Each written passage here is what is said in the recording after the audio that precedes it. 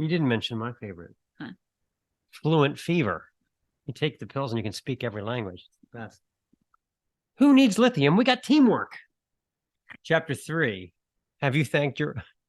I really love this. Chapter 3. Have you... Oh, my Lord. I always say, well, he actually did retire 3 years ago. He just still gets a paycheck every day. This is the Snaggletooth Extreme Metal Podcast.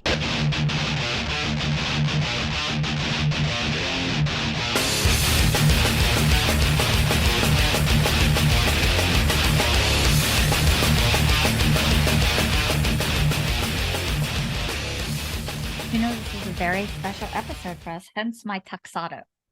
Why is it special? Because it was just about a year ago today that we made our YouTube debut. Oh, so it's like a 1 year anniversary? It is. It's our 1 year anniversary. And who was our first guest? Let's see if Mark can remember. Our first guest for this show was Gene Hoagland. You're right. Ding, ding. He knows his own show, folks. And all 19 of our subscribers should like that. Yeah. Yeah. So, yeah, we were very, very new to YouTube then. It's grown quite a bit since then.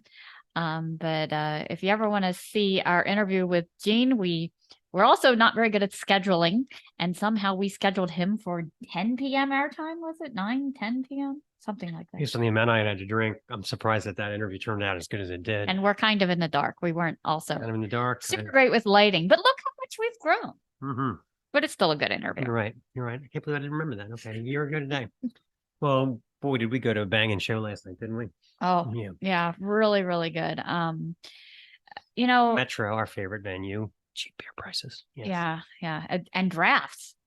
Yeah. So, no cans. Is that Aslan? IPA. Drink the hell out of that stuff. Yeah. So the night started with Baltimore's own Total Maniac. Yeah. And as it started, I was almost run over by the lead singer who was attempting to get to the stage. Yes. But he was looking really fit. And he said something that I've never heard anyone do on the stage. He said twice, I'm going to be in the bathroom trying to find a date or something, or trying to find a metal queen. Heavy metal queen. I'm going to be, he said it twice. So the first time I was like, what? So is that a technique? I don't think you'd ever hear Paul Stanley going, listen up, ladies. I'm going to be back in the restroom if anybody wants to spend some quality time together. However, I will say this. With Dr. Love. His vocals were spot on. Yeah, they were kind of like speed metal, but kind of like traditional metal too, like some Saxony stuff. They had one of the worst song titles I've ever heard, which was Drink Ourselves to Hell. Bad in a good way, though, So. Kind of a Spinal Tapish. Yeah. So. And an Early Grave, I think, was my favorite song. The guitar player played a Telecaster, so I talked to him about that for a while, because that's unusual in speed metal to see somebody playing a tele. And then we had Cemetery Piss. Stage after that. The bass player for them he was amazing. Yeah. I was trying to talk to him, and he was the only one that vanished. Maybe he had another gig to go to. We kept calling him Pepe because he looked like Pepe from Havesphere. And the drummer was also super great. Those were the best moments from their sets. And then things slammed into high gear with Spider. Wow. Amazing. They had the vampire makeup going on. Oh, they ruled. You could smell the evil. It was so great. Yeah. Spider. They power trio, black metal, very riffy. It was great. Really, really good. And then to cap the night, who would take the stage but Midnight? Oh my gosh. Yeah. Seeing them live, this is my first time. Wow. The guitar player, my God, I think the guitar player is like 18 years old or something. Of course, you never know because they all have the hoods on. But just riff after riff, awesome track after awesome track. So, they slayed. If Midnight comes near you, I would definitely see. You got to see it. You got to see them. They were well worth it. Yeah. And Jamie's his name. Yeah. He kicked ass. Yeah. So, great show all around. It was nice to get in there and have a good night out, and we made it home alive. And we talked about the fact maybe next time we should pay the bar tab second and get our picture first, because by the time we paid our bar tab, everyone was gone. Yeah, we didn't have a souvenir picture this time, but that's all right. Next time. So in other news, I saw that Tom Werman is writing a book. Really? Famous producer from the 80s. I've always been interested in Tom Werman because he was the original Cheap Trick producer. He kind of discovered them, I want to say. And while I didn't like all his production jobs, like I don't like the production on Cheap Trick in color very much, but he knew how to get them on the radio. He could pick out, he knew he was good at picking out, the good radio sound. And his production broke a lot of the hair metal bands. Like he produced, I don't know how he got Shout at the Devil out of Motley Crue at that era. I mean, I just picture them just doing lines off the amps. If you compare the quality of the first album to Shout at the Devil, I mean, he really coaxed a good album out of him. Louis Cole, Twisted Sister, Dock and Tooth and Nail. I mean, this weird phenomenon about 10 years ago, a lot of these bands, there was a backlash against them. And I never liked the way the guitar sounded. I never liked this, never liked that. And I thought, you sure cashed the checks. Yeah. I mean, these albums sold millions of copies. But anyway, so I will be acquiring that book and probably sharing some of it with you guys as we read and roll all night. So, yeah. I think we ought to surge ahead into other reading materials. So, self-help book titles.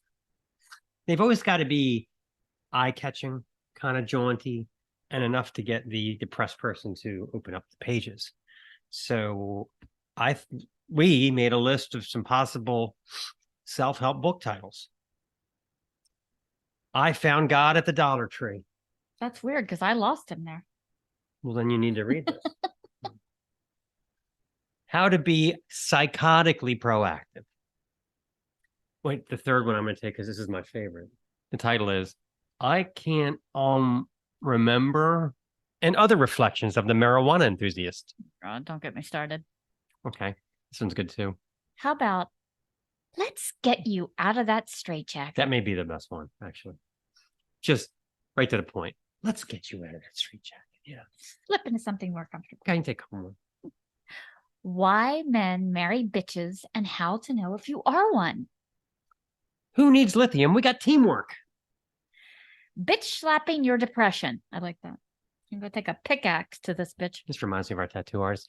Blessed to the Point of Stupidity. I know a couple people like that. Who Bogarted My Herb and Other Stories. That's my sister's dog's name. Bogart? Yeah. Did you steal people's weed? Right. All right, so then you get the titles. Now let's get into the chapters because we got to keep the chapters upbeat, and they have to be basically they all say the same thing, but it has to be through the lens of the writer. Like that one you got me, you are a badass. It's got to be jaunty and All right, chapter 1, Everything Is Your Fault. Clearly. 2, Living the Life of a Venetian Poodle Moth. Venezuelan poodle moth. Venetian, that'll send you spiraling back. Chapter 3, Have You Thanked Your... I really love this bit. Chapter 3, Have you... Oh, my Lord. Chapter 3, Have You Thanked Your Elbow today? Thank you. So much. It does so much. It goes up, it goes down. But don't bonk it or you get this crazy surge. Funny bone. It's not funny. No. Chapter 4, Understanding the Importance of Both Hemp and Xanax. Together. Chapter 5, The Awful Toxicity of Napping. Chapter 6, Walk 'em All in Buzz Aldrin Shoes. Intriguing. I think I'll buy this book. Chapter 7, Diapers, A New Approach. And then finally, The Granulated Annotated Bully. Yes. I guess it's The Evils of Sugar or something. No. So, the stories and these self-help books are always built, the impetus of the book is always some jaunty kind of thought-provoking story. We'll just cut to the chase on a few. These are amusing anecdotes from inside the book. So we had title, chapter, now we're getting to the meat of it. The FedEx rep was so rude on the phone, no matter how I explained that we have to have the electric nose picker in time for the wedding. Turned out to be a pivotal moment in my life. You'll just have to read the book to find out how. These are the clips they put up on Amazon to make you buy it. Yep. As I helplessly watched my loose earbud fall into the urinal, I realized there must be more to life than this job. I was having a panic attack at the worst possible time. I broke out in a cold sweat and realized the entire room was staring at my kneecaps. I was overcome with guilt I mean, I would have never mentioned the marinara sauce if I knew Jim was in the hospital. Okay, want to talk about our feature interview? Our feature interview this week is with Joe Nally of the UK metal band Urne. We have a great conversation with Joe about the making of their latest crusher, A Feast on Sorrow, the unlikely story of how they chose the album's cover art, a review of his favorite sports teams, and we get to meet his cat, Otis, the happy lion. So stay tuned for that. This, as you can see behind us, playing at Bloodstock, is just another example of the crazy number of great extreme metal records dropping in the UK this year. Yep, absolutely. So let's play a song. This is A Stumble of Words.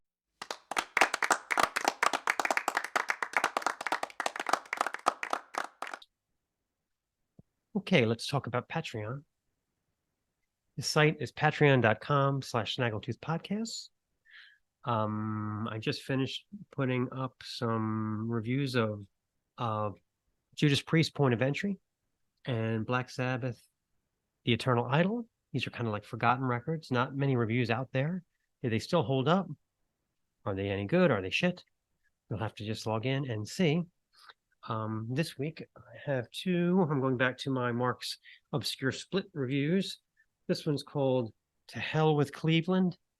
It's on Hell's Headbangers. I think it's, let's see, it's Decrepit, Nunslaughter, Dr. Bitch, and one other band. So we'll see. I have no idea if that's any good or not. And then I'm also reviewing Beer Corpse Keg Nuts. Take a look at that album cover. I mean, this could go either way. So this one's on Give Praise Records out of Mass.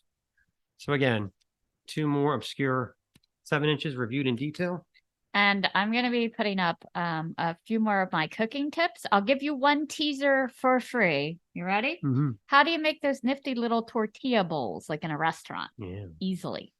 Mm-hmm. I'll give you this one for free. You take the tortilla, microwave it in the microwave for about 20 seconds in a damp paper towel. Then you take it, spray both sides with cooking oil. Take a ball of aluminum foil about 5 inches, loosely kind of crumpled. Put the tortilla over it and kind of scrunch it around it. Bake in the oven, 350 for 10 minutes, and you will have a restaurant quality tortilla bowl to put your fillings in. It was really good. I just downed one. It was so great. If you would like those cooking tips and many more, as well as our next blind beer tasting, will Mark get it right? Get over to Patreon, and for less than your monthly coffee out at Starbucks bill, you can support this podcast and also all the bands that we choose to get behind. Yep, absolutely. Okay. So let's talk about Escapement from the Basement. This week it took us to Howl, Baltimore's coolest pet supply store. We have a great talk with Troy Lewis, the store manager at the Federal Hill location. She discusses Howl's mission, which is to offer the highest quality, natural, ethically sourced, and manufactured foods and products for dogs, cats, and small animals. What dog cookie is trending now, you may ask? Well, naturally, you come here to find out, because I would. Which ingredients should you always avoid when you're buying your pet's food? All this and more will be revealed right now. Take it away. Today, in our Escapement from the Basement, we are here at Howl, which is an amazing store for dogs and cats, and much more we will find out. And we are here today with Troy Lewis. Hi. So this is an amazing space that you have here. Beautiful Federal Hill. So I was looking a little bit over your website. Can you explain more about what it means to be products for dogs and cats that are ethical, sustainable? What does all that mean to the consumer? So to us, because we have pets of our own, we care about what goes on them and in them. We've done all the research for you guys so that the majority of the products that you pick up in this store, it'll be great. Like as opposed to what you pick up at your grocery store. Like Harris Teeter. I see people shop for their dogs all the time there. I look at the ingredients at some of those like treats, toys, and even the food there. A lot of byproducts, a lot of mystery meat, a lot of fillers that don't really serve your dogs or cats in the best way for their nutrition and overall well-being. So that's what we're here to kind of help educate you on, and know that when you walk into this store, you've got nothing but great options. That's awesome. So when you're looking at pet food and the first ingredient is grain, that's probably not a good sign. No, they're obligate carnivores. Well, cats are obligate carnivores. Dogs are omnivorous carnivores. But either way, meat should be the base of and the bulk of what they consume. So that's the way they'll get all their amino acids, all the proteins, and all the elements that they need is really just in their meat. So, And I noticed, like, instead of just, chicken byproducts, you guys have stuff with lamb and duck and some really more exotic things. yeah, so I have a dog that has allergies. So chicken, beef, poultry, a lot of those options he can't have. Wow. And so now that I have a dog with allergies, I'm so hyper aware of other dogs that have allergies. So we do offer exotic things like rabbit, like the duck, and we even have vendors that have like alligator skin, rabbit ear, like the gross stuff. But that's the best stuff you can give your dog as far as like them eating from how they would if they were in the wild. Right. So. But I have to ask the question. What generated the UP on it you bought it? There must be a story there. So our base location in Hamden, they have that sign. Right. But working in other pet retails, people let their dogs pee on any and everything, and they don't tell you. That's the worst Oh my part. God. Like if you tell us, it's fine. But a lot of people don't. It's like, we're not going to shame you. We just need to know. Oh my God. We've only had to enforce it once. I felt bad enforcing it, but the rule is the rule. It was a pretty expensive product, so this dog. What did the lucked dog out. pee on? It was a big bag of freeze-dried raw patties. Oh my God. Yeah, it's like a $50 bag. See, now that's our dog would find. Yes. That's the thing. The most expensive thing. Yes. So, yep. I can see it. So do people generally bring their animals with them, and are they generally behaved or not so behaved? Most of the time, the dogs that come in here are very well socialized. So a lot of them are also people dogs, so they come in just to see us, not necessarily to see other dogs. But most of the dogs here are great, and a lot of the owners are good if they do have a reactive dog or a dog that isn't so well in social settings. A lot of people are good about letting us know that their dog has some sort of, social issue, and so we can kind of help gauge their experience with, knowing that their dog is. I told my boss I had social issues, but every time I go in there, there's other employees. It doesn't seem to even matter. I don't know. So I see that you offer delivery and pickup. So Chewy customers have no excuse. Is there a delivery area, or will you Yeah, like, ship? what's your delivery area like? So delivery is through our Hamden location. Okay. Since the McHenry location and our Mount Washington location is relatively new, we don't offer that yet. It could be in the future. But those would be within the Hamden area. I don't know the zip codes off the top of my head, but those are listed on our website, which zip codes we do deliver to. Gotcha. That's very nice in this world of delivery. Yep.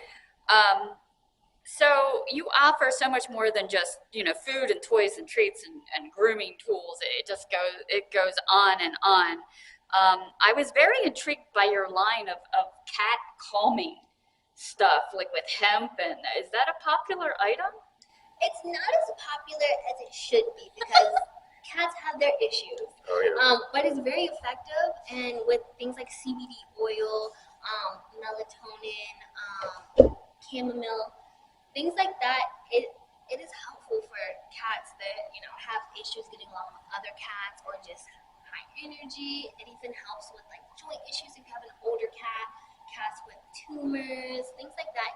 And we do also have it's like a pheromone spray. It's like calming, and it's like a diffuser you can put in the wall or spray in the air, and that helps a lot. That's what I had to use with Vlad when he was spraying when he Yeah. first came. And that seemed to be the only thing that shut it down. So it's natural and effective, which is the best part. You guys have a lot of raffles on Facebook. How did that kind of come around? Right now we are working up to our grand opening / 20th anniversary. Okay. So our original location, their 20th year anniversary is coming up on the 17th of September, and our grand opening is tied in with that week. Okay. So that's why we have so many raffles going on right now. We'll have our own for this specific location, but Hampton has some really nice prizes. Yeah, who gets the prizes? There must be, that's like a full-time job. I've seen it. I know I wanted the There gym are one. so many, the vacations. all kinds of Yeah, stuff. 3 nights at Rehoboth Right. Beach. Yep. Yeah. So those winners will be called the 17th. And yeah, that's all through Hamden, but we accept, like, people can enter the raffle here, and we send our tickets to Hamden, and they'll do all of the calling the winners there. That's awesome. Yeah. Now, do you have any locations that actually do the bathing and the grooming? So yes, Mount Washington and McHenry, which is this location, Okay. both offer self washes and grooming. We have 2 groomers on staff here, and then Mount Washington has 1 groomer there as well. Dogs and cats? Mainly dogs. For cats, we offer nail trims, but not like full shave downs or baths, because cats, they're a little special, Oh, a yeah. little harder to manage. Some of the dogs you see, I feel like a dog is enough. Yeah. We have a calico that will run when she sees me get out the deferminator, and she runs. She doesn't get very far, but she attempts to run away. Yep, not fun. Have you ever had to bathe a cat? Yes. They'll put up a fight. Oh, yeah. I saw some of your new products, the Stella and Chewies with the stew and all that stuff. How do they find the vendors? Do you know, or do they come to you? And how do you kind of vet out what kind of vendors you have? Yeah, so we look at the ingredients and where they source. So Stella and Chewy, they're based in Wisconsin. They started off family owned, but I don't think they are anymore. So they really align with our morals, and those are the brands that we tend to gravitate toward. We do have a few brands that you'll find at some of the more big box stores like Petco, PetSmart, even Harris Teeter. But that's just because the demand's there. I will cater to my customers. Right. But Stella and Chewy's, they're great because of, like I said, they're based in US. They do the vetting on their sourcing. Another brand like Open Farm, you can track your basically the animals that were put in your food from when they were born to when they were put in your dog's bag of food.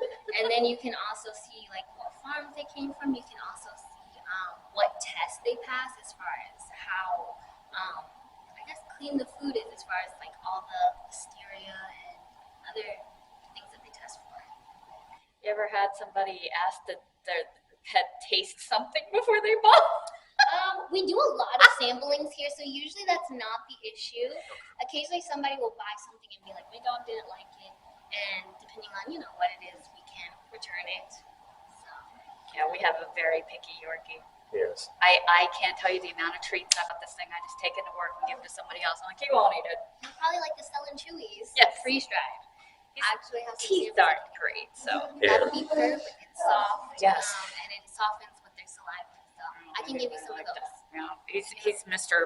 Picky Head. What's the most popular doggy cookie? It's definitely the crab. Okay. Crab. The crab. It's not crab flavored, but that's the most popular one. But fitting, we're in Baltimore. Should have known. Yeah. Have you ever partnered with a shelter, like to get animals adopted, or would that be something you ever might look into? Yeah, so currently we work with the FRA, the Feline Rescue Association, and a couple Sundays out of the month we host an adoption event for them. We actually had one cat get adopted successfully, so that was exciting. But they'll also be here the 17th, and we'll have another cat adoption event then. I can think five. I can think of 4 that we would like to actually get. I think it turned out good. What do you think? Yeah, really good. I totally understand about the, policy of if you pee on it, you bought it now. It was so hot that day, people. My God, there was no way I was lugging that table and chairs across the parking lot. I parked like 6 feet away, and I was still covered in sweat by the time we hit the camera. That was probably Ugh. 97 and close to 97. 100% humidity. Pretty much chose the hottest day of the year to do that. So anyway, question for you: have you ever worked at a place where there was somebody who was set for retirement, and they got kind of special treatment. Yeah. I've had a lot of experience with this. Now, this is more prevalent in family businesses, but you get it all over. And it's like the longer you've worked for the same company, the more you can get away with, especially if you're over 60 approaching retirement. I always say, because these guys can get away with murder, I always say, well, he actually did retire 3 years ago. He just still gets a paycheck every day. That's how I always describe these people. He walks around eating salad and drinking coffee, commenting on other people. So this is like what happens. All right, so you're on a conference call. Is everybody logged into the meeting? Well, everyone except Marvin. Well, that's okay. I'll catch up with him later. Again, gets a pass. I wouldn't get a pass. Keep going. Is Marvin wearing Crocs and pajama bottoms in the office? Don't say anything. Well, I think he's retiring next year anyway. That's what everyone says. And this can go on for like 5 years. I think he's retiring next year, isn't he? It's just they're so old and out of it and getting away with murder. Did you notice Marvin got here at 8 and he's leaving at 11:30? He must be exhausted. I guess he put in his time over the years. Not to nitpick. Yeah, besides, I saw he was into his office bar by 10 a.m. anyway. The fact that he has an office bar is kind of disturbing. I think Marvin's eating my lunch. Darn, I just got that tuna melt too. Well, I guess when you put in as much time as him, you just get confused sometimes. And did you hear him say something about how fishy his peanut butter tasted? Yeah. Yeah. Usually, these are the people that are not paying attention to the entire meeting. So when it's about to end, they come out of their cocoon to prove they're still relevant by asking stupid questions like, is this how we handled the problem back in the 90s? I hate it. What? Yeah. And they have to send that Friday email to prove that they should be paid for that day, but they haven't done anything else. Has anyone heard from Marvin? Yes, he sent a reminder to Judy to water the plants in his office. And then he checked out again. Okay, it's time to play another song from Urne. This is Becoming the Ocean.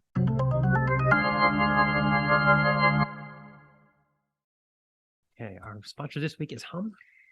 Our sponsor this week is Hum Nutritionals. We are completely addicted to a lot of their products. We've recently tried 2 new ones that we've added to our list of must-haves. This first one is a Pro ACV gummy. Now, what in the world would you imagine this does for you? This supports a healthy gut, kicks up your metabolism, and aids your digestion. If you've heard about doing apple cider shots, which was popular there for a while, this is the apple cider in it without the horrible apple cider grimace face. You'll never taste it in here. You actually can smell it a little bit, but you can't taste it. These are actually quite yummy. I recommend 1 a day. I think it might have said to start at 2, but 2 is a little much for me. They do work really well as far as everything. They're vegan if you're worried about that. You know, they have B12, they have probiotics. I recommend this product from Hub. Also, we tried another one. This is Turn Time. So this is another age-defying product by them. It actually helps even the tone of your skin and prevent free radicals from further damaging you over time. So if you, like us, like to take supplements that help give you that extra edge. You didn't mention my favorite. Huh. Fluent Fever. You take the pills and you can speak every language. It's the best. Anyway, if you'd like to get Fever. actual products, just click on the link and get over there and it will save you $20 on your first order. Jawohl. They are also one of these companies that the more you buy, the more you save. And you also accumulate points that you can get more free products. If you want to try a product first, fine. When you buy some products, they let you do deluxe free samples and they're generous. So you can try before you actually buy. Hum Nutritionals. Okay, it's time for Campfire. Because streaming services are evil corporations that gatekeep bands from their fans and pay them pennies while collecting millions. This is Campfire. This week on Campfire, we're going to focus on the Louisiana death metal band Incubus. They had to change their name because of that shitty band that was all over the radio in the early 2000s, but we'll get to that. Louisiana's first ever death metal band, possibly. Back in mid-1982, Moises M. Howard on drums and Francis M. Howard on guitar and vocals moved from their native Rio de Janeiro, Brazil, with their parents and settled down in New Orleans. The band took interest in the newer underground metal and hardcore bands in the mid-80s, released a number of highly regarded albums, and is still active today. We're going to talk primarily about the band's phenomenal 1988 album, Serpent Temptation. The overlords of fate smiled upon these superbly talented Death Adders sometime in the mid-80s, and the coming together of the one true Incubus became the stuff of legend. Yes, Serpent Temptation is every bit as menacing and brain-boiling as you've heard the Bedenimed and Bebackpatch discussed solemnly at Metal Watering Holes. From the very first blast of the very first song, The Battle of Armageddon, these three filth hounds from Louisiana by way of Brazil bring a relentless masterpiece of death metal mechanics. Lascivious snare eruptions arise against the earthy snarl of bassist Scott Latour. Bone-crunching segs and low-end downshifts just rattle your fillings in fits of uncontrollable headbanging bliss. Hard pan riffs reverberate left, right, and center. Cuts like the title track, Incubus, which we're going to play for in a second. Bring the mayhem we crave, blasting away at ludicrous speed, sidestepping into crunching low-end groove, and surging with crazed shred solo attacks. This album is a must-hear, so let's play Incubus.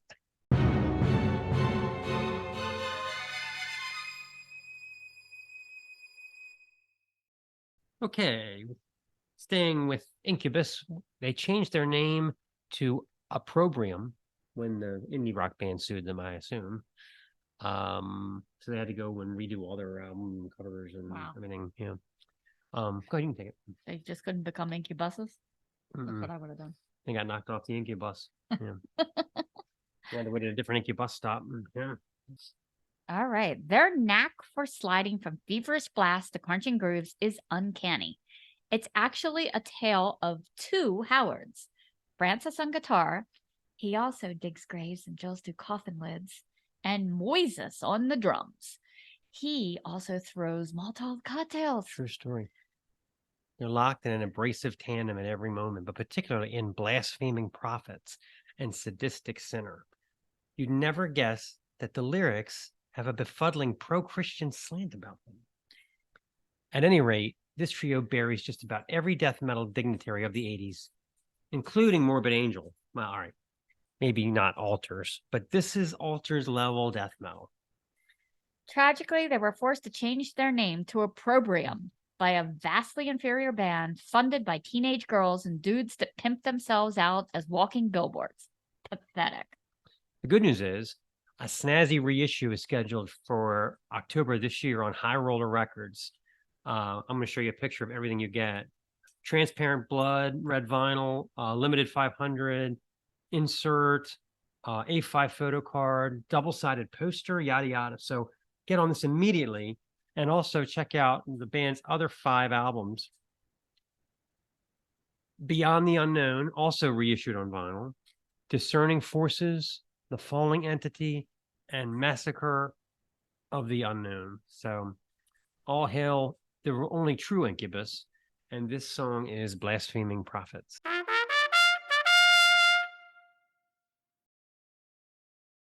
All right. It's time for our feature interview with Joe from Urne.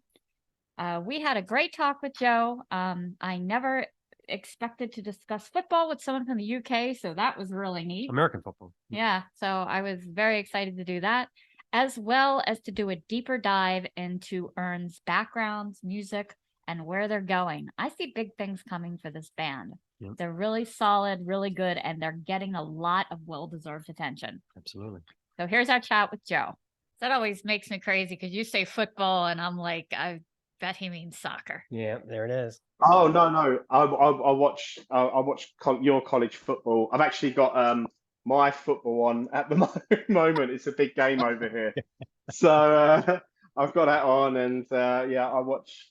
I'm a fan of the NFL as well. So, Cool. but it's so yeah, I basically keep up I'm one of them people who have it on a phone, on a TV, on a tablet, on a laptop. I'm Oh, pretty bad with it. you're the guy at the So bar yeah. that's watching all the game, right?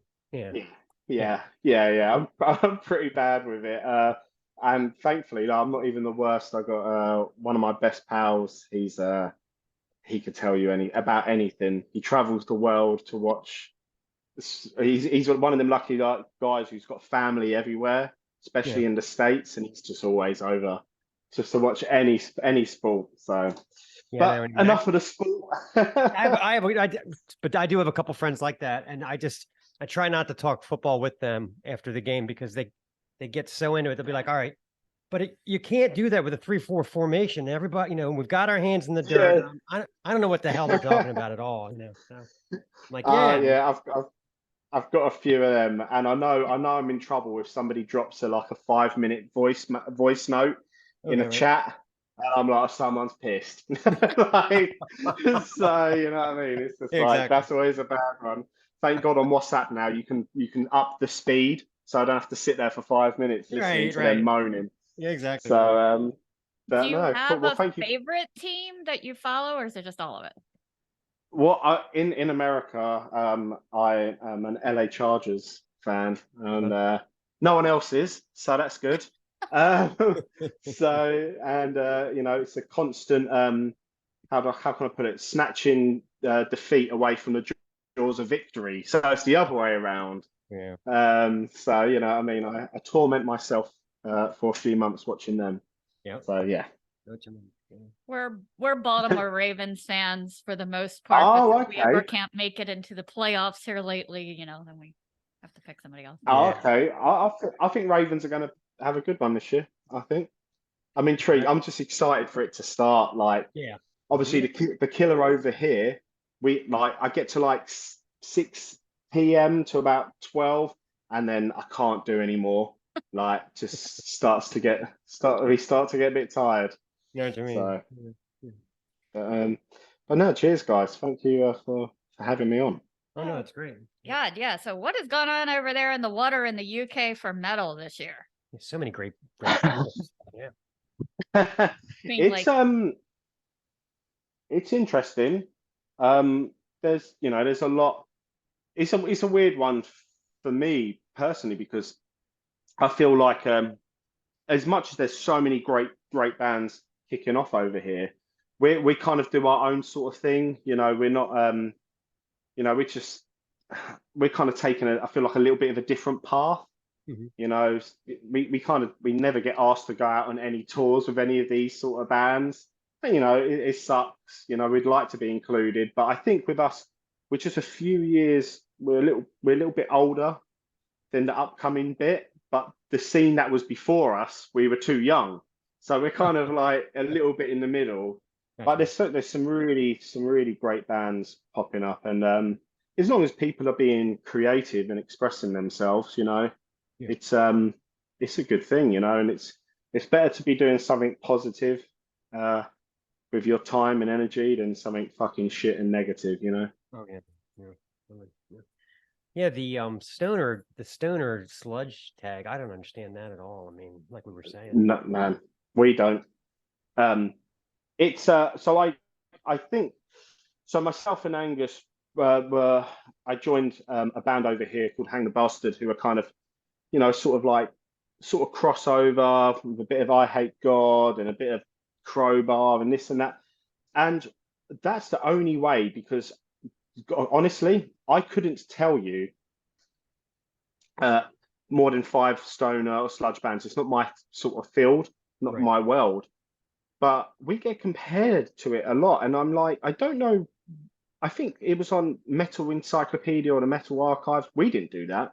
We didn't put that up by it, And it seems to like stump people. I did watch like these guys online doing a review of it, and they just couldn't let it go. They were like obsessed by it, and they kept coming back to it. And I was like, you're thinking about it. You're probably thinking a lot about it, more than I am. I just think it's heavy music, heavy metal, whatever.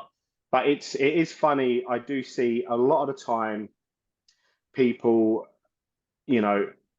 will spend a lot of times with our reviews either doing a paragraph or a 5-minute spoken section about it. And I'm like, I don't think we're doing anything that's so like, oh my God, like, what is this? And then I recently read a review where it was like, the guy was trying to pigeonhole what the sound was, and he was like, they sound like this and this and that.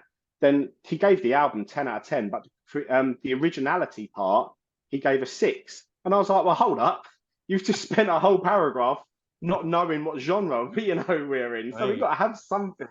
But that doesn't bother me. I just think we're heavy, Grew up, Megadeth, Metallica, Nevermore, Death, Cynic, Queensryche, and that's, we just let it inspire us. But I do know what you mean.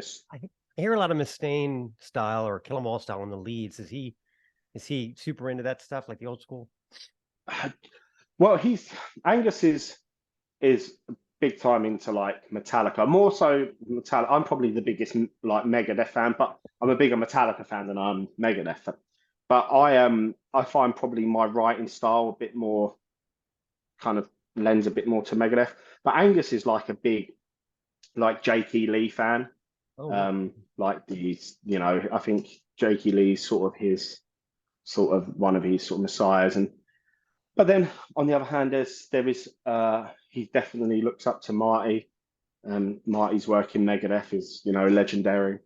And I think that's a big thing that he likes, kind of having, he's not like a shred guy where it's just like 1,000 notes and you're like, what the fuck? He likes to put melody and he likes to tell a story of his solos. And that, I appreciate massively. Oh yeah. I hear the kind of pentatonic. Yeah, definitely. Really good stuff. Yeah, I think you guys have a way of throwing these style and tempo changes into one song with somehow like it doesn't sound all over the place. It sounds like a beginning, a middle, and an end. What's the secret to that? I think a big thing that's helped us is that two of us really, with this new album anyway, two of us really wrote the album. I'd say probably 65% of riffs, 70% of riffs are Angus's, and the other lot are mine. And I kind of go, Angus, I've got this really simple, dumb riff. Here you go. And then he adds all the kind of glitz and glam to it. And so it's so many bands, are a lot of the music's written by one core person. And you're just going to have what that one person wants to hear. Whereas us, we really try to kind of express both of ourselves. On the album before, the drummer we had then, who we've kind of formed the band with, he was really great at like structuring songs. And he would write the occasional riff, which was always, it always helps if someone's going to drop a riff here and there. And I guess a bit of the Lars Ulrich thing. That's why Lars has so many writing credits somehow in Metallica. He would always suggest, this is what I think we should do, and this is where we should go, and this is how we should do it. Whereas he sadly left us about 2 months before we went to record the album. But thankfully, we had James come in, and James's thing is very different. James is like, I'm a drummer. I don't write songs, I write drums, And so it's now, I guess, on that side of things, where this album is pretty much already written by the time James did come in. So I think on the next album, if he starts coming up with patterns and, could we write something around that? I think that's more likely than him kind of bringing in the guitar riff, because he can't play any guitar at all. So I just think what it is with us, it's, like you say, we have a start, middle, and an end. But between those three things, it's like, okay, we can take this off somewhere, but then we know where we're bringing it back to. And then the second half, we break it off and we can go out there. But always, if we're going to do that, we always try to bring it back to something you might have heard earlier on, be it a lyric, be it a riff or a pattern or something that kind of goes, oh, right, we're here again. But yeah, I just think it is just essentially two mates who just sit there and this is what I have and what do you have? And, we're having a writing session next week and it's always exciting to go, we kind of sit there and we go through the 50 riffs that we've each got and go, nope, shit, that's good, keep, shit. If we say it's shit, we will just delete it Like, not even if it's not good enough, then it won't ever be good enough, you know. Right. So it's just like, let's get rid of that and then clear that out of our mind. So yeah, it's good to have two of you. Like, we certainly know what Urne sound is, and I write the simpler, dumb riffs. In case anyone's wondering, I'm writing the ones that we could all play. So, and Angus is doing the ones that are a little bit. You have to use that Well, a the little bit more. Three pieces. So I'm such a big fan of three-piece bands. There's so much you can do back and forth between the bass and the guitar with that. You know, Mhm. it's great. Yeah, and I think that's something we need to start. I think we'd do a little bit more on the next album. Live is a bit different because live I do vocals pretty much. You know, we don't have another person who's going to help do it, and I try to keep it quite steady what I'm doing baseline wise. But I do think it's something that we can certainly play around with a bit more going forward, the kind of call and response thing. But you know, you've got to keep it interesting. Yeah. But mate, I'd never had been in a three piece before, and honestly, the difference, the stress levels have dropped right down. Let me tell you, the stress levels are. I mean, I wish I'd always done it. You know, you know, I've been in bands with 5 people, 4 people, but Oh, wow. Yeah. and it works, and we've managed to make it sound very big and full live, which is a big thing. You know, it doesn't sound. You know, we've done well with it.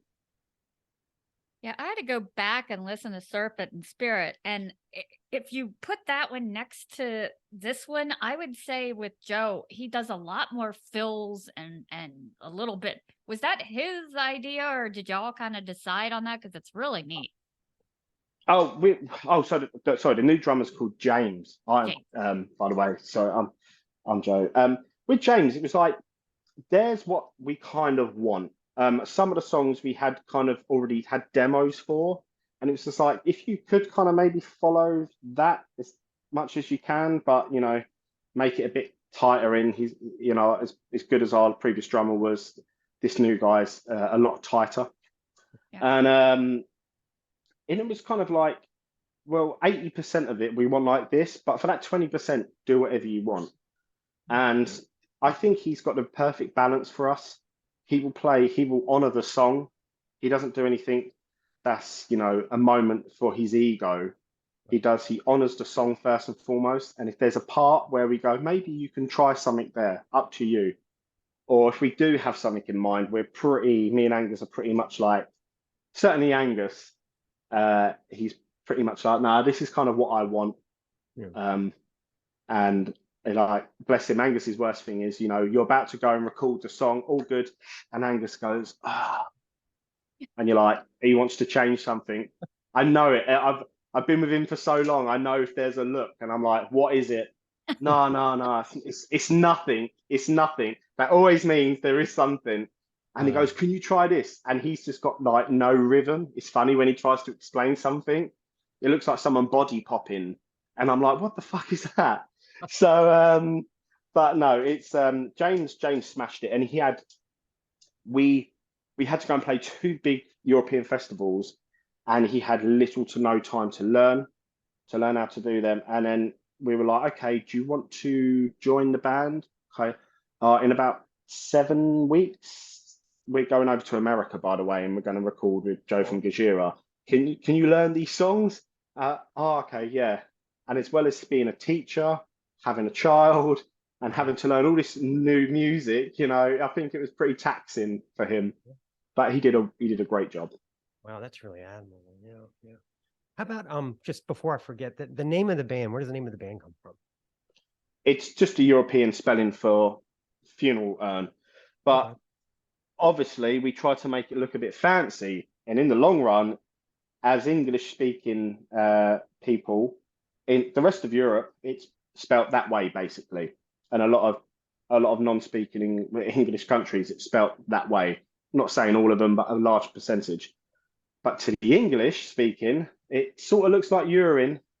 So at the time, you know, we kind of I didn't really think about that too much. And it's always funny. I always see online once a week, you think you've got the person who thinks they've been the first one to tell you. It's always once a week. And I'm like, oh God. And they think it's deadly funny and cracking up at their own jokes. And I'm like, yeah, Cracking up at their own jokes. fantastic. Yeah, and it's just like delete that, you know, whatever. Get rid of it. But it's just like I say, in Europe, I mean, people would make sense, and certainly, you know, France and Germany and Austria, you know, it's like it's especially when it comes to voting season over there, because it's also, I think it also in France, as well as it meaning a funeral urn, it also means a voting box. So when it comes to voting season, we're forever tagged in fucking French politics, and I'm like, I don't know what's going on. So yeah, it's interesting, but You know, there's that yeah, phrase. There's that phrase in the business world. There is no I in team. You could make yours. There is no I in Urne. You know. yeah. Fuck off. But, Stop. Yeah, you know. Yeah, someone dropped that today. Literally, I saw it on where is it?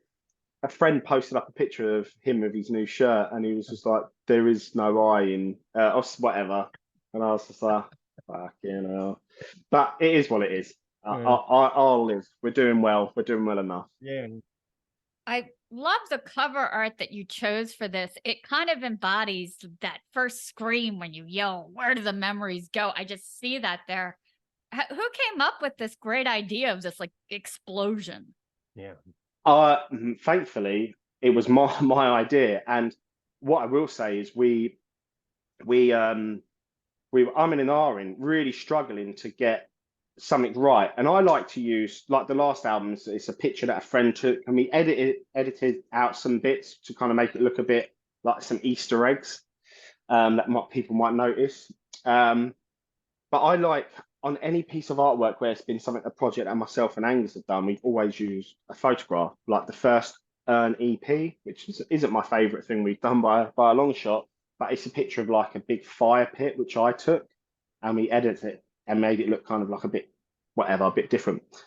So we were trying to use an illustrator who we've eventually used for some of the t-shirt designs, but it just wasn't, I had the concept, I had the idea in my mind, and it just wasn't hitting it. Every time I was looking at it, I was like, yeah, it's great, but it doesn't feel like I feel about the album.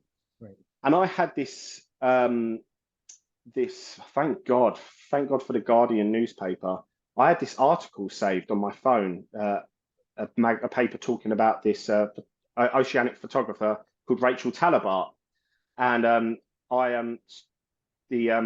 sorry, Man United have just taken the lead. Sorry, I've got sports on. So Rachel Talabart, sorry to all my users and my followers who don't watch Man United. So Rachel Talabart, and I had it, and I was like, God, I wanted it to be for the third album. So I was just like, I'm in an R-in, and kept looking at it, and I was like, the color scheme feels like what I feel when I listen to this album. It's cold, grey, hasn't got flickers of color anywhere. And I was just a bit like, oh, fucking hell, okay. And then the power of the massive wave, and I think it's only taken about 4 miles away from where we live. Oh wow. Me and my family. And I was like, I need to feel the power. And I sound like I'm doing a speech. And I sent it to our manager, and I was like, what do you think? And he was like, yeah, like, get Angus to do a mock-up of it, and we'll go from there. And did the mock-up, apart from it being high res, we did a mock-up of what you see. And it was, as soon as I saw it, I was like, that is it. That is what I picture. That is what I picture with this album.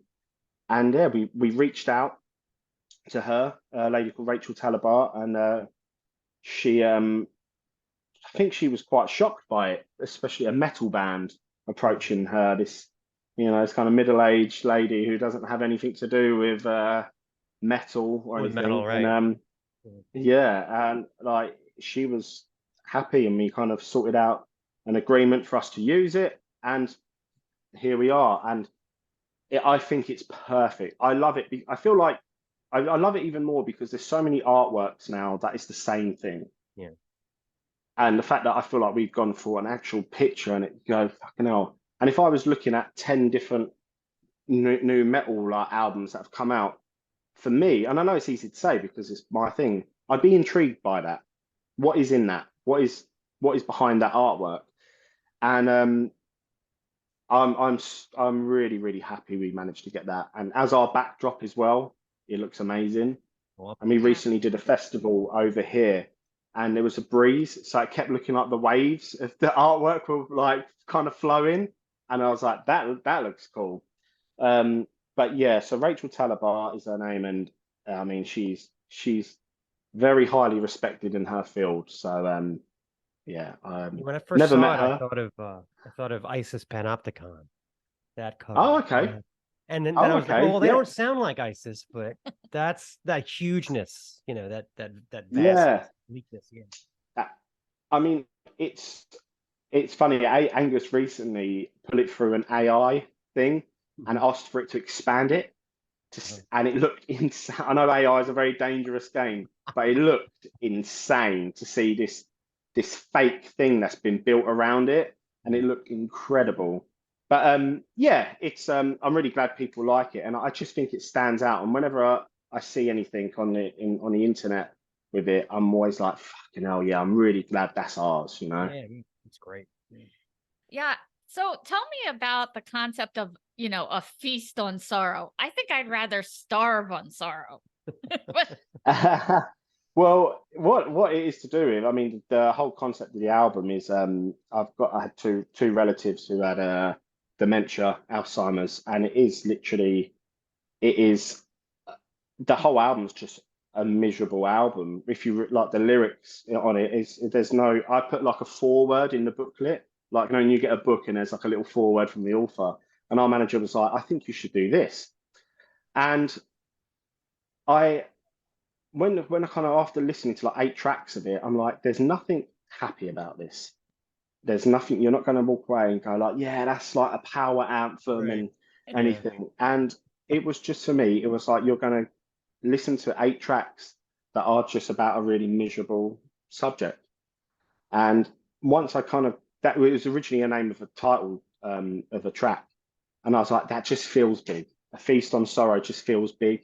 And I felt like that really captured the sound and the visual with the artwork. I think when it comes together, I felt like it was probably, I feel like it was the perfect title for this.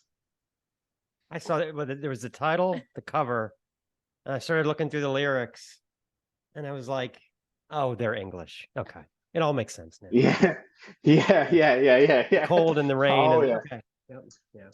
Yeah, and we have a lot to be miserable about over here. So yeah, it certainly made sense straight away. It's like, say no more.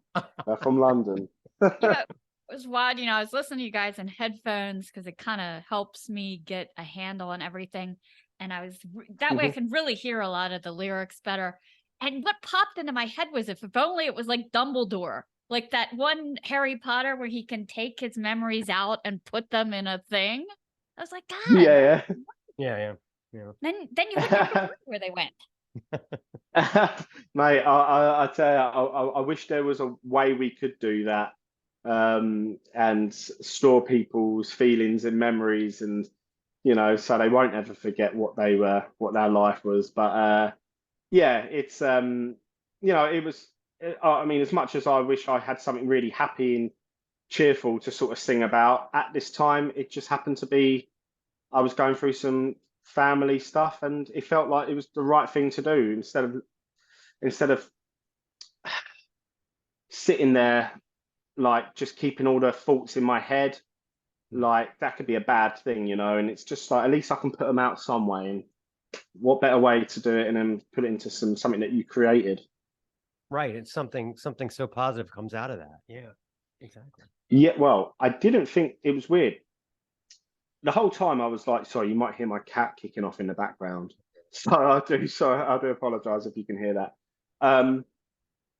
up until the album coming out, I was like, did I do the right thing by doing it about this? Have I done the right thing? And I'm in an RN, and I just wasn't too sure. And then we started to have a really positive response in the way that people connected with the lyrical concept.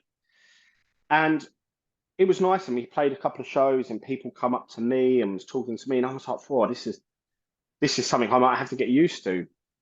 But then I got a message, a direct message from someone, and it really caught me. It really caught me bad, as did Angus.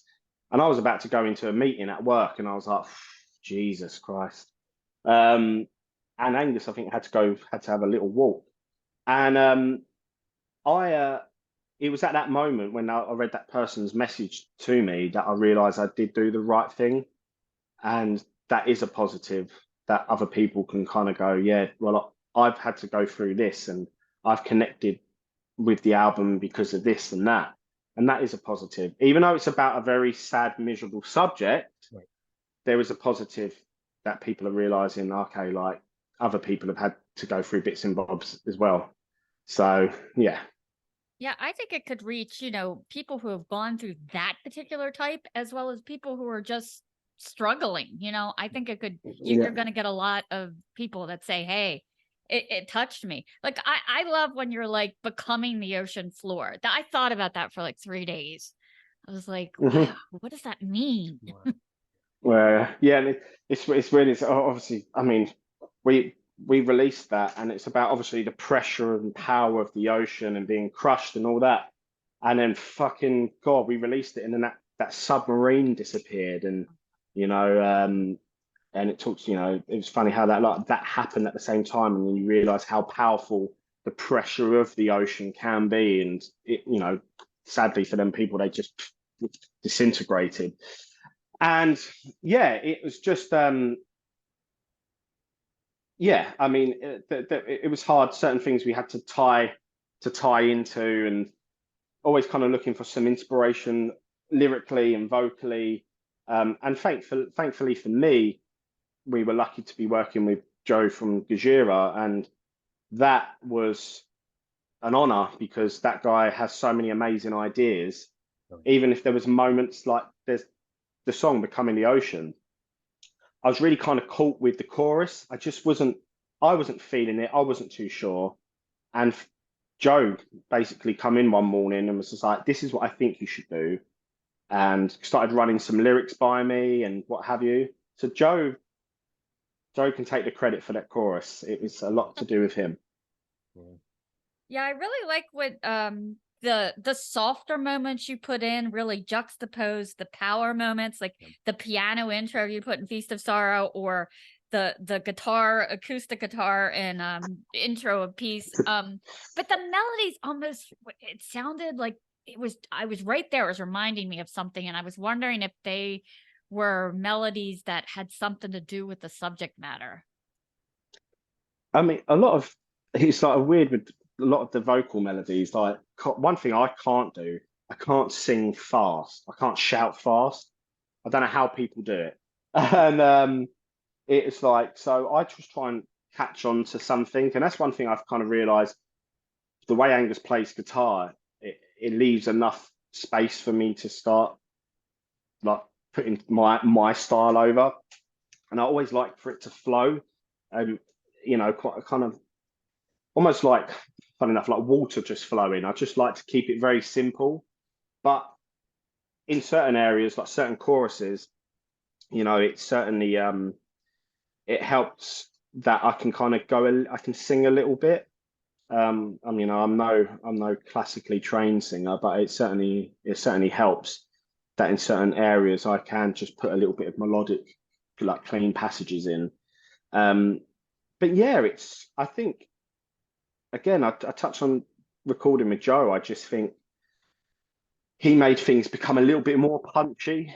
Like if you listen to some of the last Gojira albums, they're a little bit more hard hitting and a bit more aggressive sounding. And I think he made me do and try a lot more things vocally that aren't on Serpent. And if you listen to Serpent, I think we did it in track order. So by the last track, I'm spent. I sound in a bad way. So on the last track on Serpent Spirit, I'm struggling. But on this, I've learned a bit more. I warmed up a bit more. But Joe made me do different things, and it wasn't always like you need to shout as loud as you can. Maybe do this, maybe do that, and yeah, I benefited from it massively. That's great. Well, we play a game on the show. Take a little bit of a Uh-huh. turn. The game is called Blaspheming Monikers. Okay. So All right.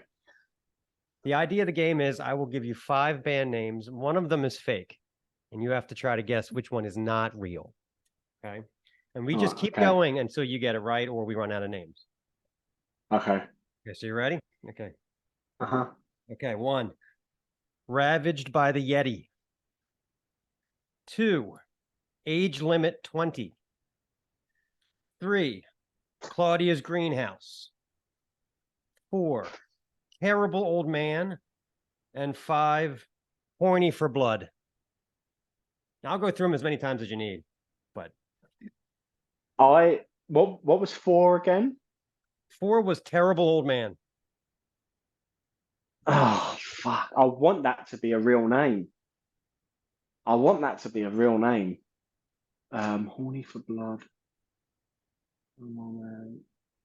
Hey, sorry, what was number 3? All right. 1 is Ravaged by the Yeti. 2, Age Yeah. Limit 20. 3, Claudia's Greenhouse. 4, Claudia's Terrible Old Man. Greenhouse. Claudia's Greenhouse. And 5, Horny for Yeah. Blood. So which one? Claudia's Greenhouse. Oh, he's right. He got it right out of the blocks. Very good. All the Cool. others are Cool. real. Yes. I can't believe anyone would call their band Age Limit 20. I mean, that's a thrash band No. from Japan. Terrible Old Yes. Man is real. That's death metal from Maine. They have an EP. Horny for Blood is Brazilian thrash. They have a new album called Vomit Thrash. And then Ravaged Classic. by the Yeti Yeah. from Sweden. So, Yes. Okay. I'm really happy with that. Cool. that's Claudia's great that you got Greenhouse. that. Great. Yeah. Yeah. I I've just had some like bad going through- names. I like just going through the metal archives and going just click, click, click with that random band generator thing. Because it's just a matter of time until something ridiculous comes up. And you can't imagine why they chose that name.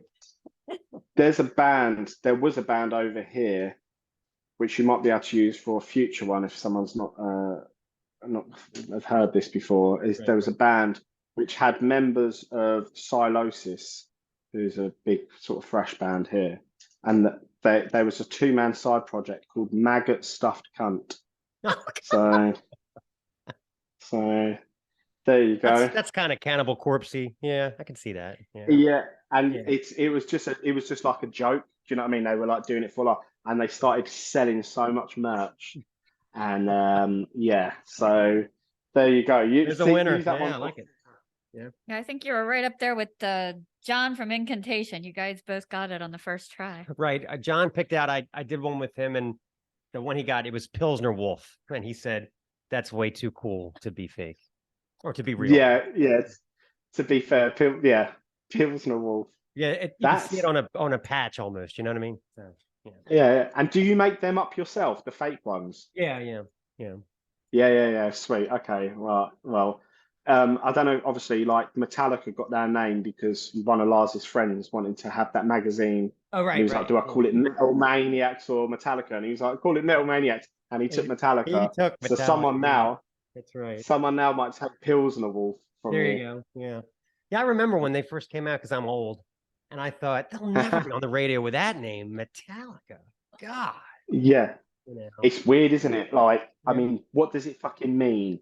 But Metallica. It's like that just covers the world of everything that we listen to. It works, and thank God it had a good logo. But at the end, when they tied it off, it's like a Hot Topic logo. Yeah, it works.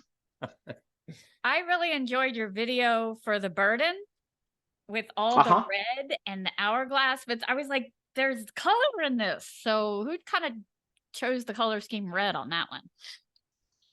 That was mine. It was the one song on the album where I felt a slight different color to grey, white, and black. and just because the opening riff kind of is it is a bit that sort of, you know, I guess a bit stonery, I guess, in a loose term of what we know about it. And I just felt the color I'd listen to, if I was listening to it, would be a dark orange or a thick red. And I put that towards everyone, and yeah, it worked. So it's like the one bit of color we've had out of anything. All the other like videos and teasers have been pretty like bleak and grey, and then there's this big red video. So yeah, I think we had to do that. We had like a couple of days notice, and we had to do that. And thankfully we managed to get a studio near us. It was a national rail strike as well, so there was like nothing happening, but there was a studio near us where we managed to get in for about 5-6 hours, and then we made the video. I have a suggestion for your next video. God. I think that you should just fly straight at the stoner sludge and just do nothing but bongs and pot smoke and just give them what they want, you know? Everybody's stoned. Yeah, loads of greens and purples going along. Absolutely, like in the old Black Sabbath videos with the cheesy, with the witchy kind of, yeah. We'll all be on right in one side. We'll be on one side of the screen, kind of a little bit, and there'll be like a lot of purple and kind of washiness going on over here. Perfect, like acid witch or something. Yeah, we will legitimately don't know. So it does. When I see it on like I said, when I see it in reviews, I'm like, I fucking don't know where. I don't know. I don't know if that's just people finding it easier just to tie us to something. Then the one we get is metalcore, and I think people associate that of what that genre has become. But I look at it during the 90s, where you had your like At the Gates, and I'm not saying now metalcore, but you know, early Shadows Fall, where it wasn't. I guess it was the original versions of what it is, where the songs were like 7 or 8 minutes. The original All That Remains, their first album, I think like 1999, and where the songs let's pop up. But now what that genre's become is not. I mean, they get it called metalcore, and it's just shit music. And but the original roots of metalcore, I get it. Some people are like, oh no, you don't sound like that, and I'm like, no, but the original versions of that band, then that genre that was happening, we might do. Like, so I don't mind that at all. I get it. If you could pick yourself out like 3 or 4 bands, whether they're in the past or the present, like to put Urne with and go on a fantasy tour, who would you pick? I'd have Metallica headlining. I mean, even though I know it's, you know, it's a bit of a mess now, but it's just the feather in the cap, and I want to see what that world is like. I would say, Metallica, Gojira.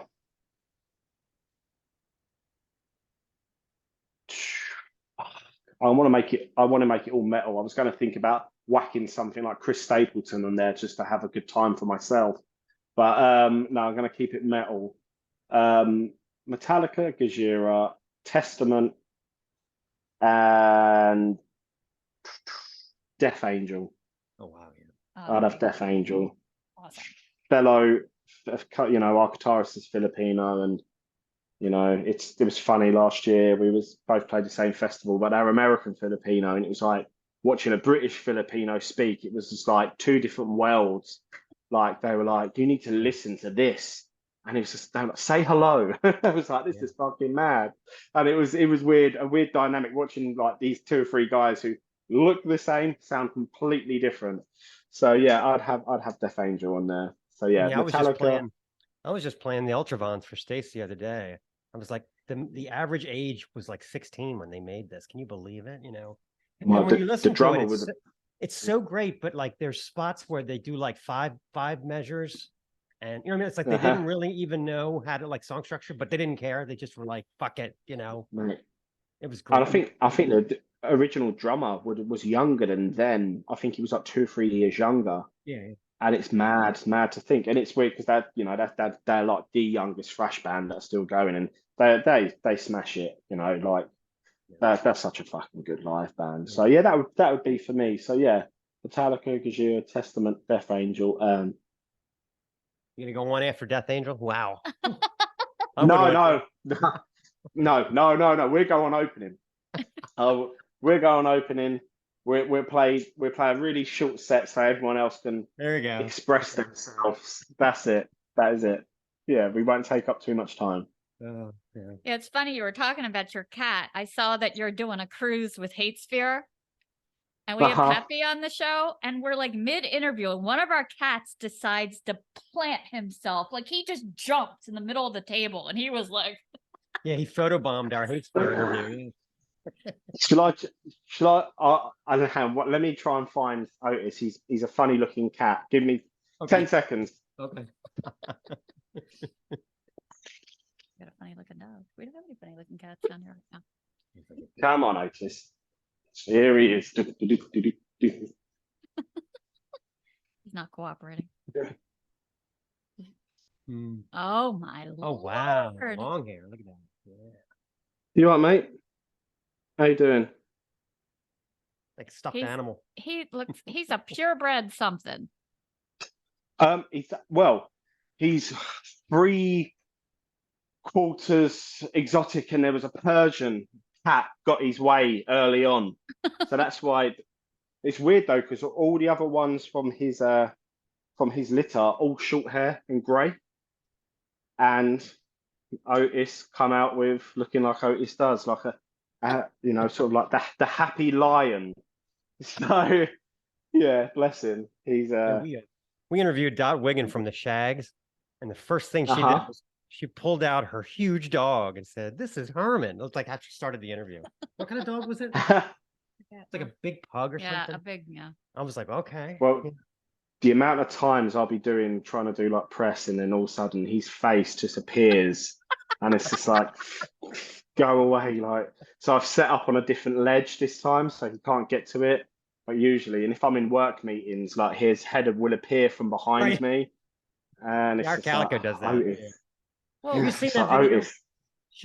She showed me a video today. I think it's on Instagram. It's just cats destroying everything. It's like, fuck your coffee, knocking this off. Yeah. And like whole shelf systems collapsing and stuff. We even do, like, he does a segment on the show where we'll discuss classic vinyl, and he'll like get out the albums and show them up.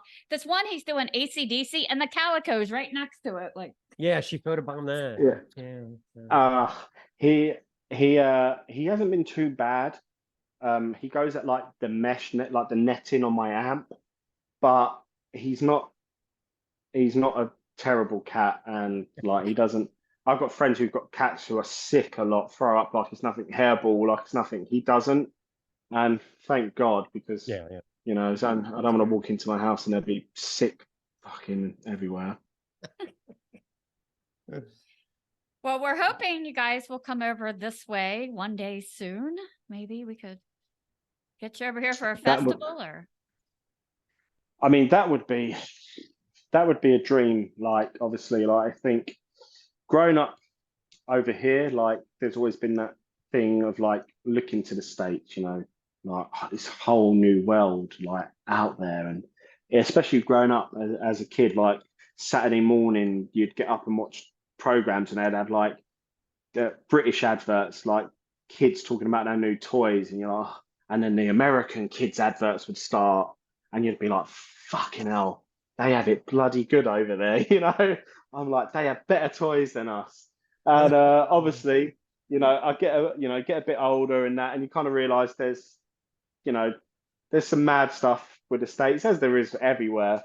Right. But I mean, I've only done New York a few times, and obviously we did the album in New York, and we managed to have a few days off, and it was amazing. And there was like a cold snap when we were there, and I fucking weren't ready for that shit.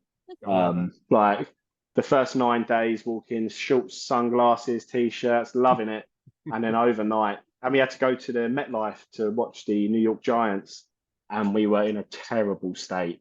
I was just sitting there like, I can't breathe. Like, I think I'm going to die. And yeah, it got to about the last quarter, and I was like, we've got to go, guys. Like, this is too much. Yeah, have you So ever yeah, seen I'd love. there's videos, there's that documentary of when Maiden was touring in the 80s, and they're always in the States on the huge bus tours. And if you look up, Oh, man. that's, I mean, they went everywhere. They went Pittsburgh, they went Cleveland, they went Erie, you know what I mean? And I remember Yeah. like Bruce saying he was sick to death of Thursday night chicken casserole, so he went out to try to find fish and chips in the middle of Denver or something. It's just, I Yeah, wouldn't yeah. advise it. I mean, I'm fine with you know, we've got some classic. You know, it's funny. I've got a lot of friends who from American bands who come over here, and they're like, the fucking food, it's so shit. But I saw today, like, really good foodies are the guys in Trivium. They always seem to eat amazing food wherever they go. And they were posting today where they've been eating in the UK, and there are some good things, you know. right. But I'd love to, I'd love to tour the States. I think it would be, I'd have a great time.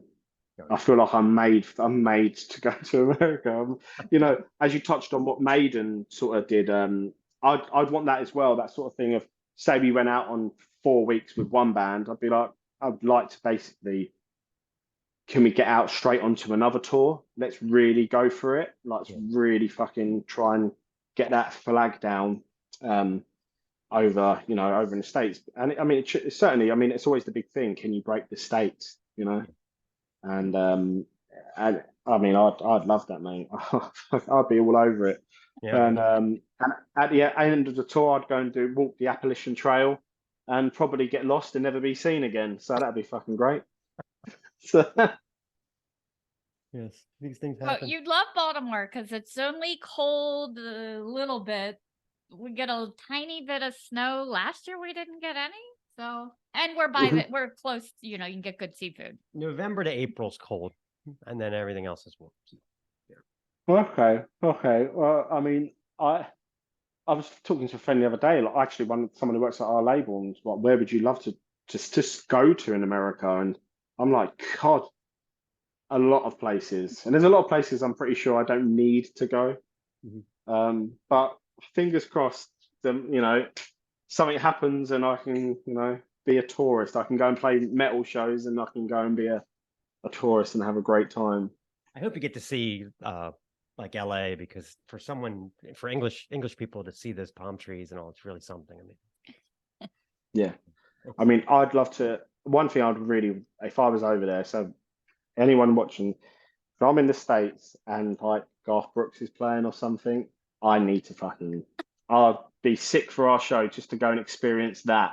Like, that's a different thing. We don't have, he's not big in England, but he's big in Ireland, like megastar in Ireland. right. But I'd love to see that. I'd love to see Chris Stapleton. So that's like my thing. Like, I'll be the one listening to all like the fucking country radio shows. I'll be having a great time. That's funny that you bring that up.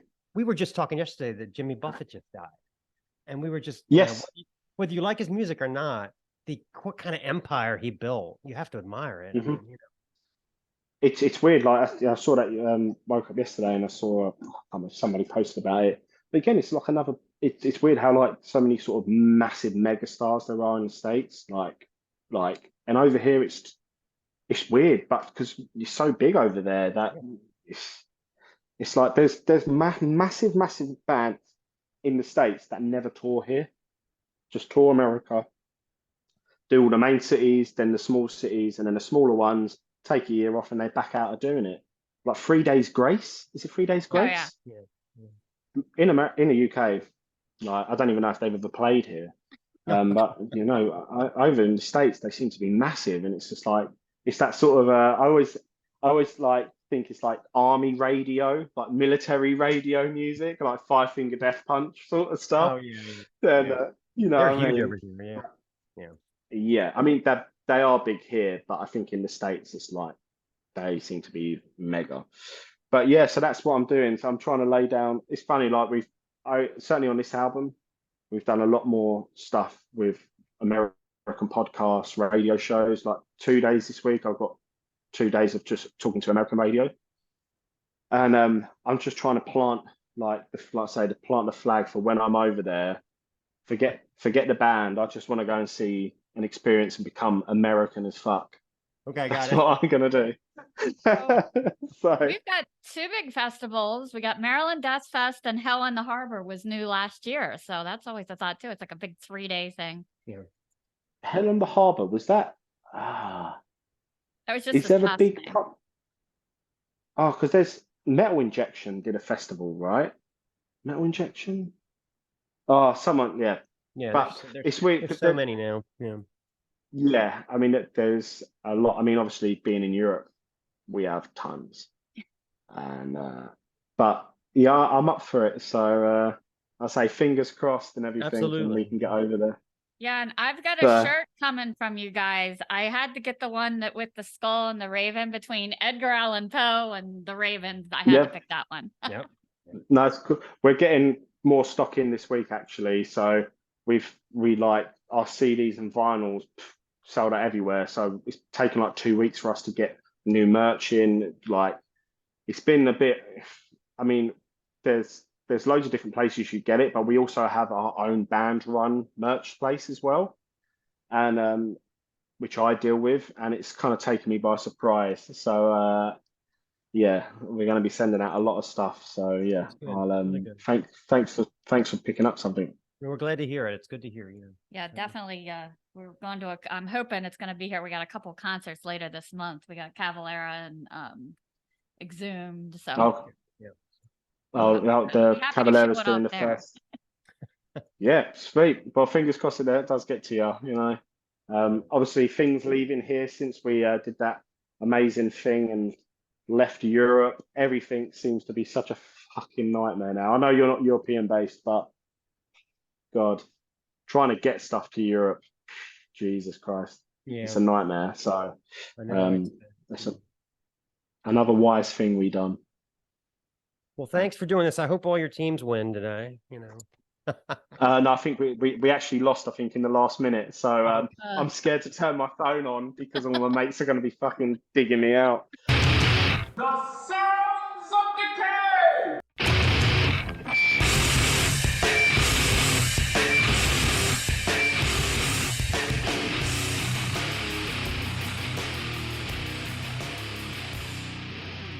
Okay, Sounds of Decay 1, Exsanguination.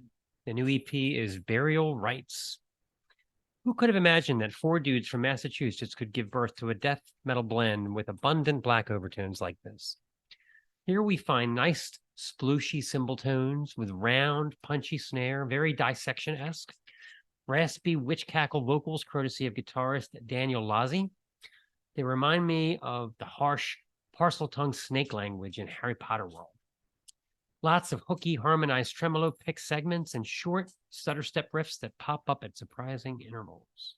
Exsanguination is a blackened death that is not afraid to drop scything whittles like the one in Berserker, which downshifts from ludicrous speed to a slow crawl for the coda. And they're a shun.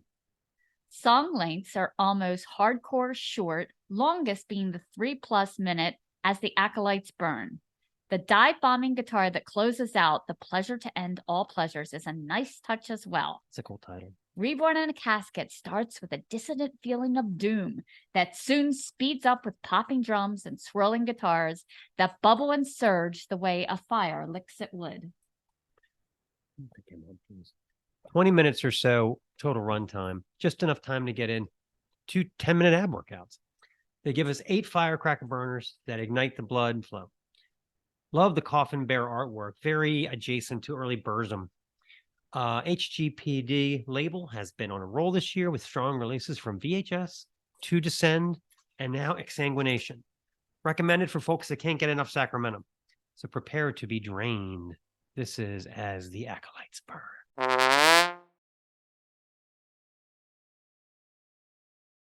Sounds of Decay 2. This is Rebellium, Under the Sound of Rebellion.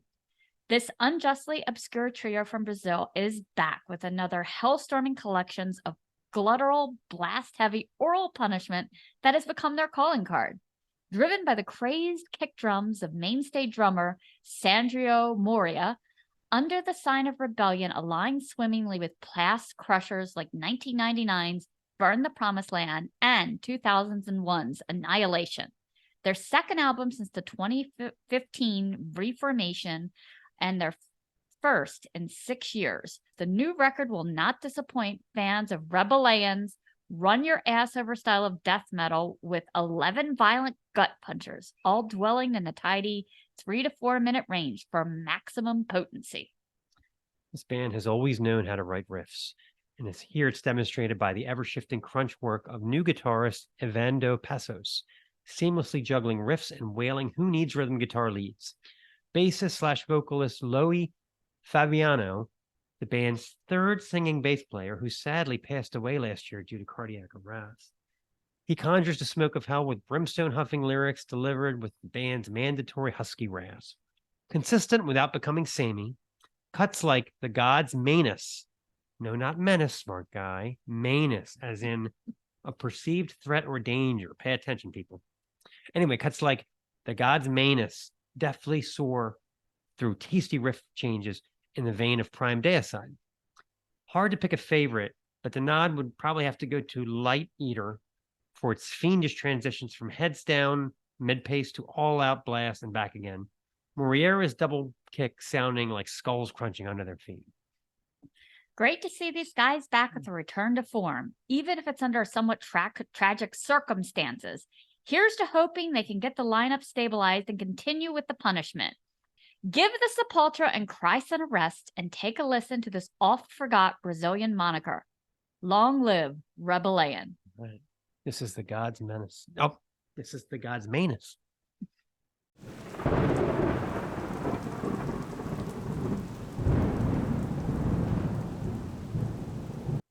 Okay, Sounds of Decay 3 is Grave Ripper, Seasons Dreaming Death. Look at that artwork. I love it. Indianapolis, home of Steve McQueen, the Crispus Attucks Museum, the NFL Combine, some big auto race, and now Grave Ripper. An exciting and relatively new 4-piece moniker formed back in 2019. They deftly combine crunch-heavy thrash riffing with hooky black metal melodies. Now, a lot of bands that have the black and thrash tag, they tend to spew out a hairier, more hellish version of Exodus riffs, basically, but not these guys. Grave Ripper are literally dishing out hard pan creator riffs that sound like they were written in 1988. They're doing that 1 minute, and then they're shift to Inquisition-style arpeggios the next, all within the same song. Very cool. This would be cool if it took them 3 or 4 albums to develop the style, but consider the fact that the band is new, and this is their debut, Seasons Dreaming Death, even more impressive. The tandem guitarists Corey Parks and Keegan Harbeck zigzag across genre boundaries fluidly with hooky twin harmonies frosted with Parks' convincing vocal rasp and dark, well-crafted lyrics. Resist Against the Light roars to life with a scrambling riff reminiscent of late-period death. Parks delivering Cavalera-style shouts, attack, destroy, erase, hunter-killers, infiltrators. The warm bass tone of Chris Palat underpinning the song perfectly, Into the Grave, may offer the best study of this quartet's cohesion. Hard-barking main riff, dark, arpeggiated chorus, back to hard-slashing chuggarama, and a Hanneman-informed guitar solo. It just is goddamned beautiful. Yes, it is. Yeah. Features amazing cover art from one Adam Burke. He did Eternal Champion, Hell Ripper, Spellcaster, and several hundred other great album covers. So vinyl acquisition is mandatory. There is a new force in Black and Thrash. Buy one or die, amigos. Absolutely. So let's play Into the Grave.